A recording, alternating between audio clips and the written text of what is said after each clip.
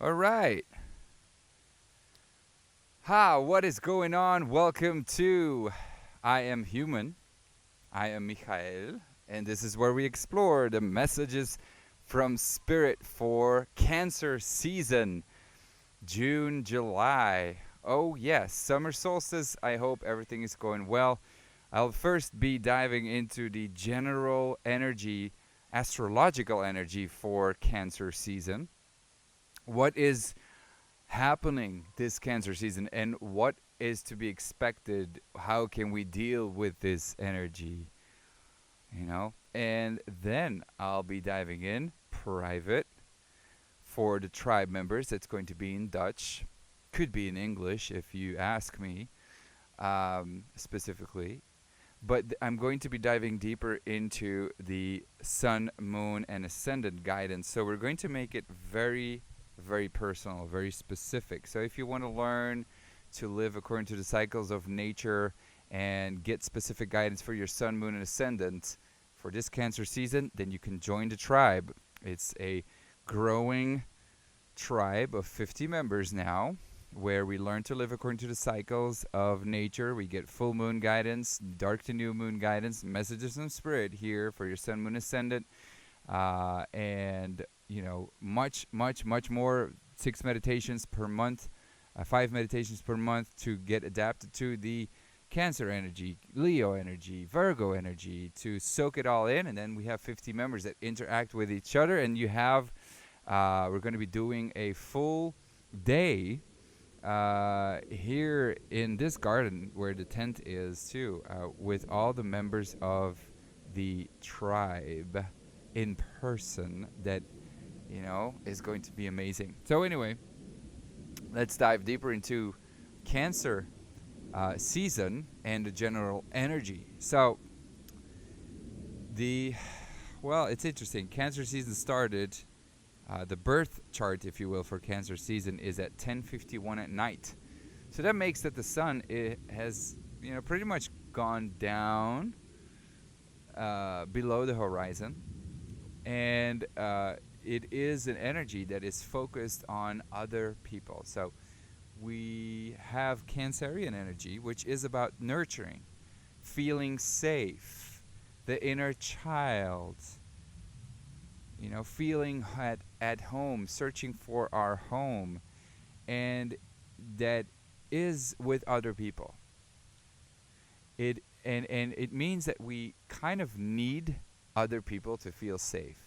It also will mean that we will have a lot of fun with other people. That it's not just bad, I would say, but it is kind of weak energy that comes from ourselves to be nurturing ourselves, to be at home ourselves. No, there's something that we need to learn through the other person, what safety feels, what emotional security feels, what it means to have a home.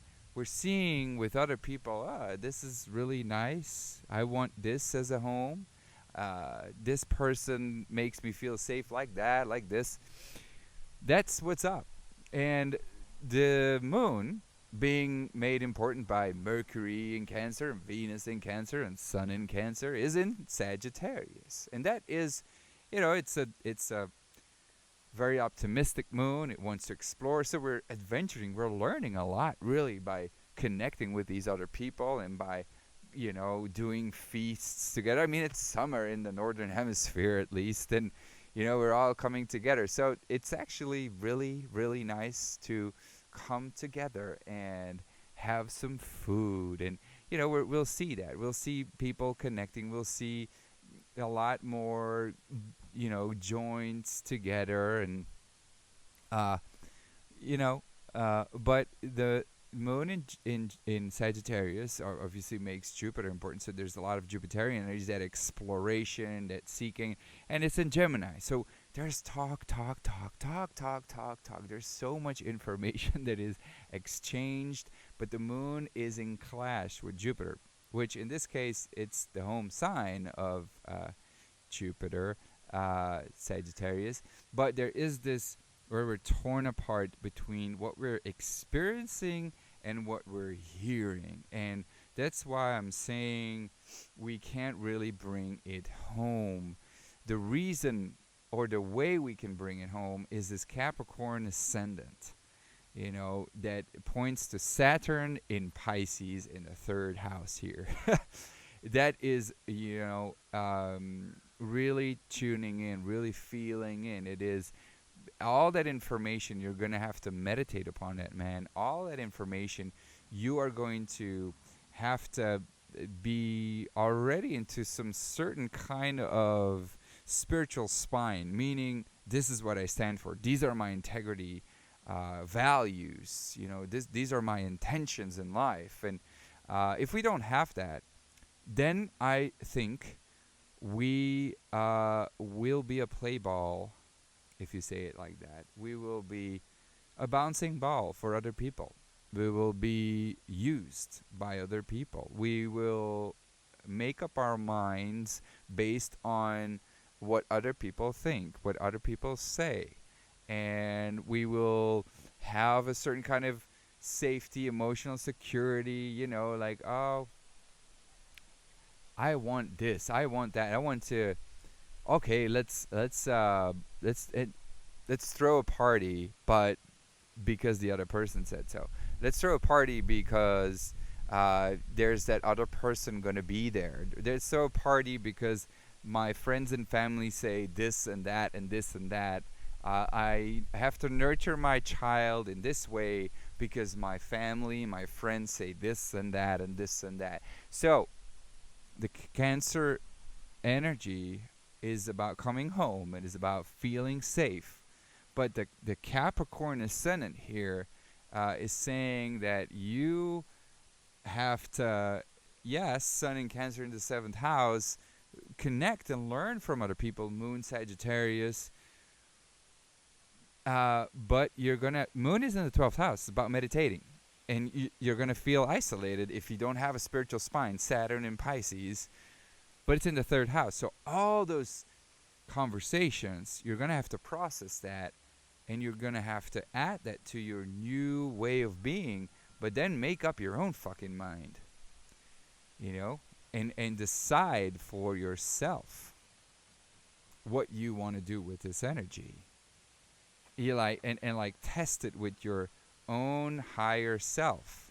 That's why you need to know your values. That's why you need to know your intentions. That's why you need to know where you're going, because otherwise you're going to be following a vision of someone else.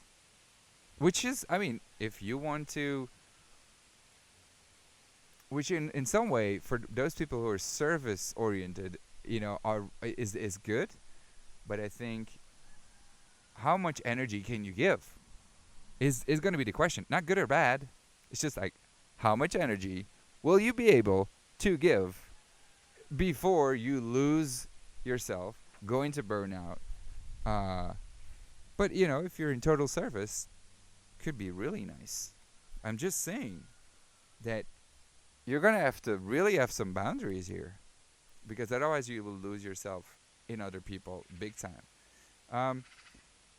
That's the astrological energy. We could go deeper into that, but I do that in a way as I draw, in this case, moon cards. And the moment I was preparing, that's the key moment for me to draw the moon phase of that time. It really determines the energy that, or it tells me about the energy of the month, and it's going to be very made specific. And then we're going to make it even more specific later for your Sun, Moon, Ascendant. But there's a Moon in Scorpio, which is about passion. So, okay, the thing is here, it's a gibbous moon, almost full moon. So there's definitely some clarity of something coming to fruition. And you have the desire to make it fucking happen, which is really nice.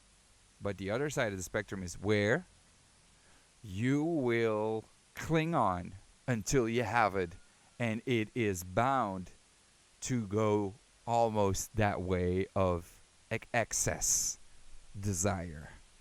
And we are controlled hyperbolically by our emotions. That's kind of what this card is saying. Now, the good thing is there's also a sub-moon card, and that is in Earth here.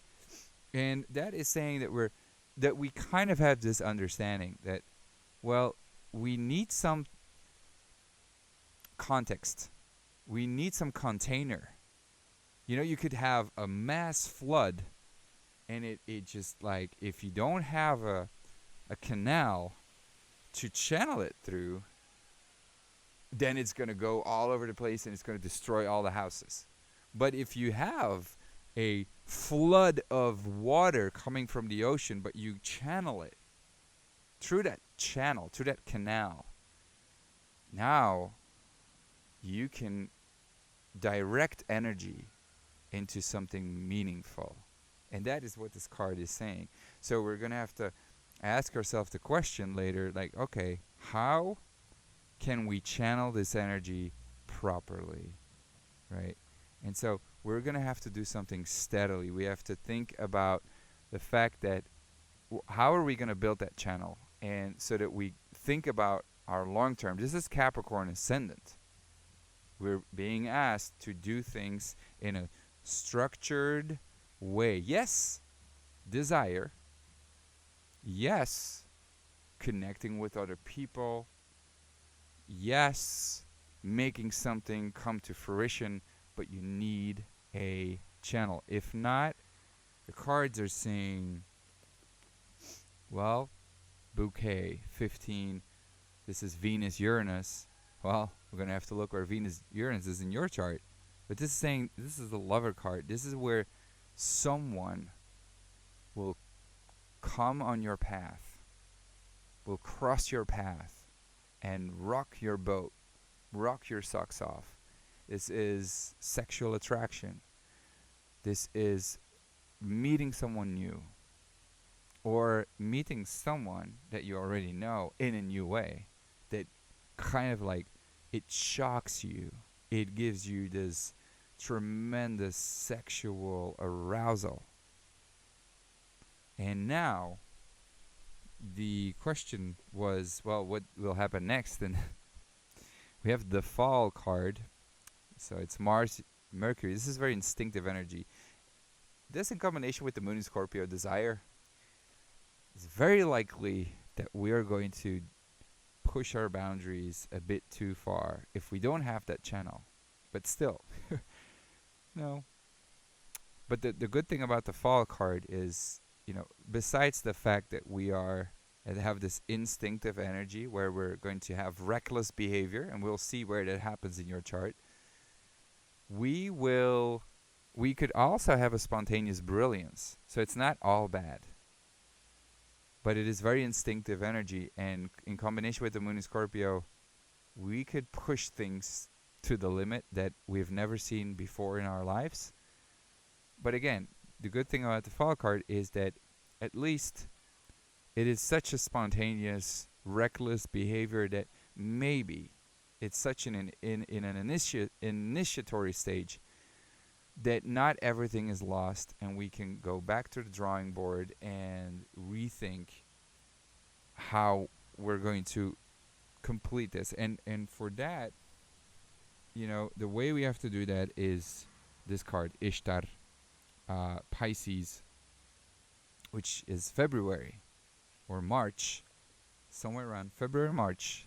Something very important, maybe this year, maybe next year, I don't know, but you'll know for yourself.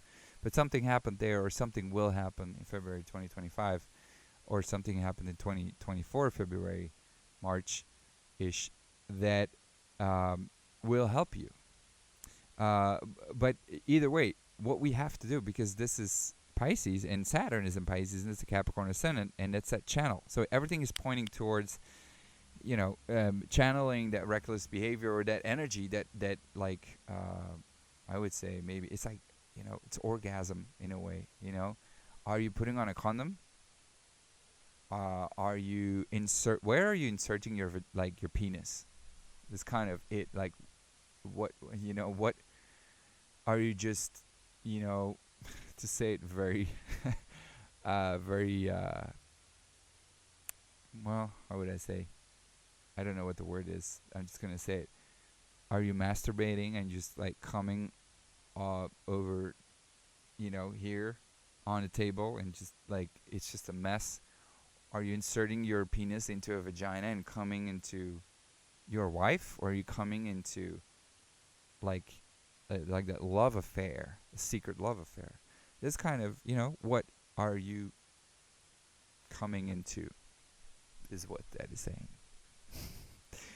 So, but this Ishtar card is reminding ourselves of what we're committed to and fighting for, um, you know, fighting for something that we wish to regain in case that we haven't channeled it and that we, had that secret love affair or whatever. And how can we then regain what we actually needed and wanted to do?